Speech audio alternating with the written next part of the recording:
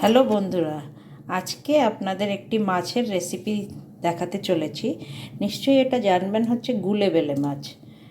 এরম মাথা বাদ দিয়ে মাছটি দেওয়া হয়, কাটা হয়, খুব স্লিপারি হয় আর কোনো আঁশ হয় না। তো মাছটা হেভি টেস্টি। এই শীতের সময় খেতে তো আরও ভালো লাগে। আর আমি একটু অন্য পদ্ধতিতে বানাচ্ছি, সেটা আপনাদের দেখিয়ে দিচ্ছি।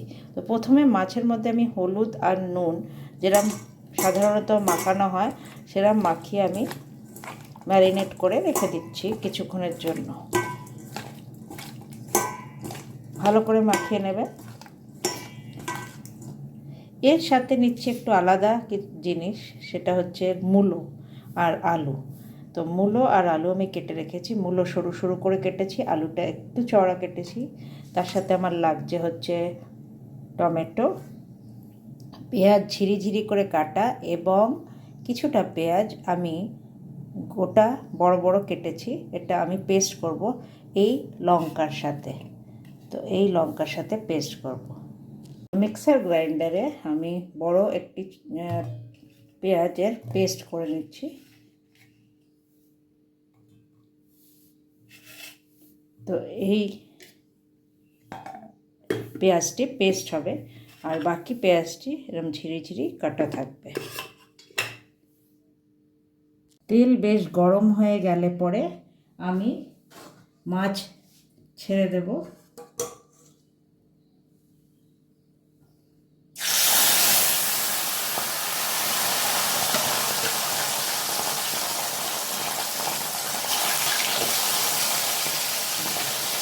আর খুব হালকা ভেজে উঠিয়ে নেব। এই মাছ খুব একটা ভাজতে হয় না।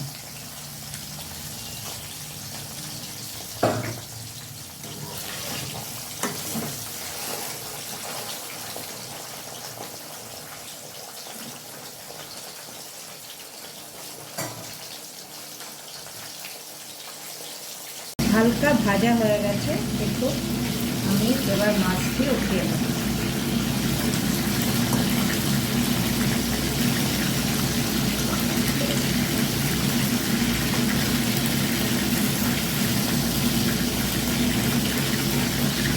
এইভাবে মাছ ভাজা হয়ে গেছে, এবার আমি উঠিয়ে দিচ্ছি।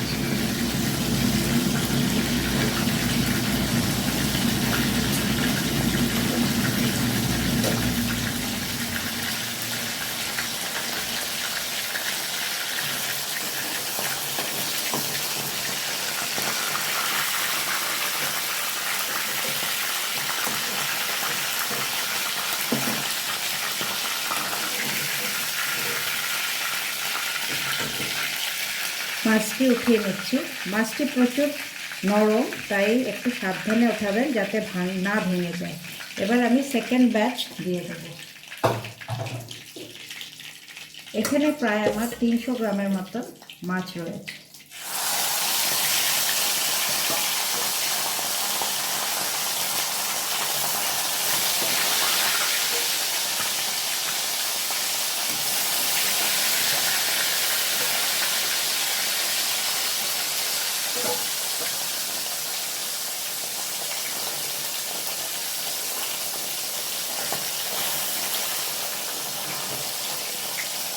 মাছ ওঠানো হয়ে গেছে। এবার এই তেলেই আমি আলু আর মূলোটা একটু ভেজে নেব। তো প্রথমে আমি মূলোটা দিচ্ছি,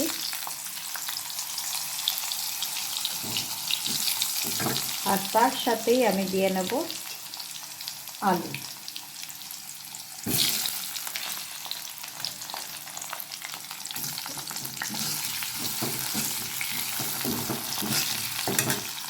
তেল সামান্য উঠিয়ে রেখেছি, আর খুব কম তেলে এবার আমি পেঁয়াজটা ভেজে নেব।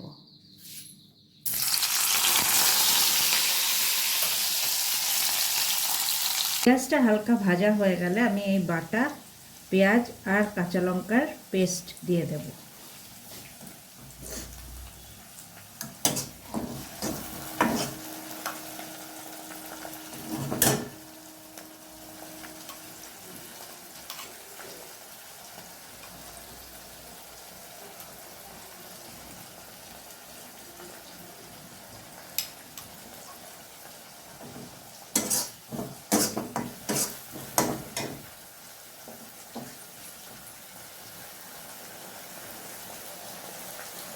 এবার দিয়ে নিচ্ছি সামান্য হলুদ,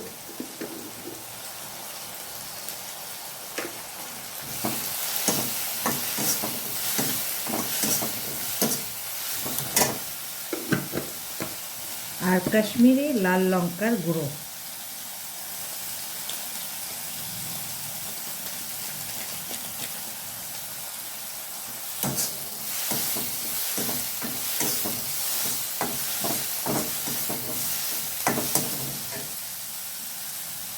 আমি দিয়ে নেব টমেটো।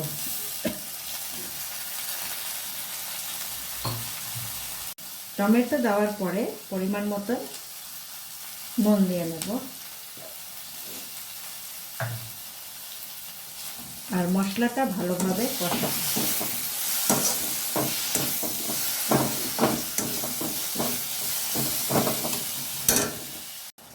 টমেটো গলে আসলে আমি আলু আর মূলো ভাজা এর মধ্যে দিয়ে দেব।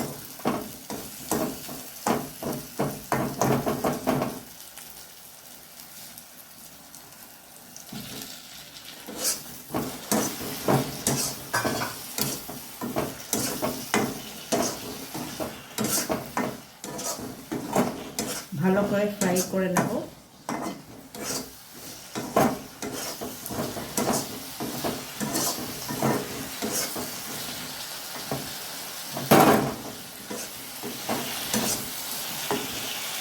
এবার পরিমাণ মতন জল দিয়ে ঝোল বানাবো।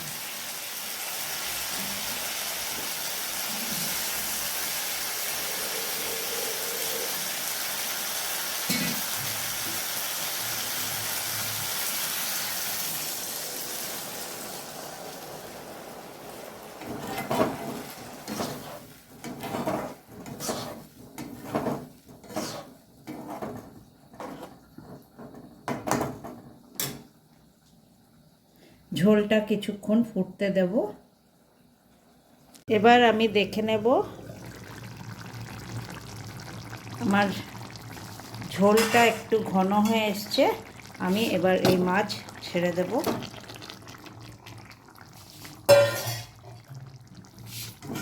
আর ভালো করে ঝোলের সাথে মিক্স করে নেব।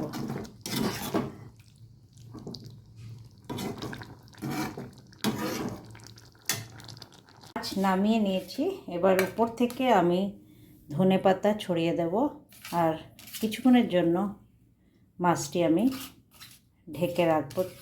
তাহলেই আমার এই গুলেবেলে মাছের ঝাল তৈরি হয়ে যাবে। তো এইভাবে একটু ধনেপাতা আমি দিয়ে রাখলাম। ঝোল এখনও গরম আছে। এবার আমি এটা ঢেকে রাখবো, তাহলেই তৈরি হয়ে যাবে আমার গুলেবেলে মাছ। এই তৈরি হয়ে গেছে আমার মাছ। তো আশা করছি আপনাদের এই রেসিপিটি ভালো লেগে থাকবে। ভালো লাগলে অবশ্যই লাইক আর শেয়ার করবেন আর বেল নোটিফিকেশনটা আপনি অন করতে ভুলবেন না, তাহলে আমার নতুন ভিডিও আপনাদের কাছে পুনরায় পৌঁছে যাবে।